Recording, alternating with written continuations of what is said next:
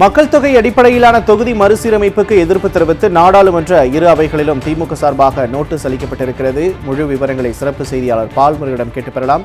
வணக்கம் பால்முருகன், கூடுதல் விவரங்களை பதிவு பண்ணலாம்.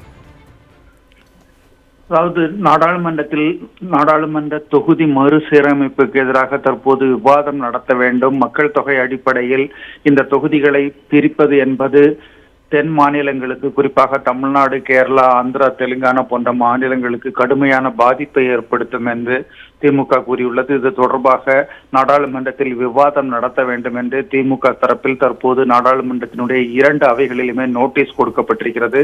மக்களவையில் நாடாளுமன்ற குழு தலைவர் கனிமொழி எம்பி நோட்டீஸ் கொடுத்திருக்கிறார். அதே போன்று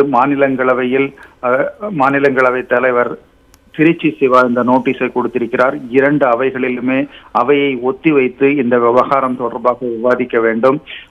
அதாவது கூட்டாட்சிக்கு பாதிப்பை ஏற்படுத்தக்கூடிய, மாநிலங்களுக்கு பாதிப்பை ஏற்படுத்தக்கூடிய இந்த முக்கிய பிரச்சனை குறித்து நாடாளுமன்றத்தில் விவாதம் நடத்த வேண்டும், அவையை ஒத்திவைத்து விவாதம் நடத்த வேண்டும் என்று திமுக தரப்பில் இந்த நோட்டீஸ் வழங்கப்பட்டிருக்கிறது.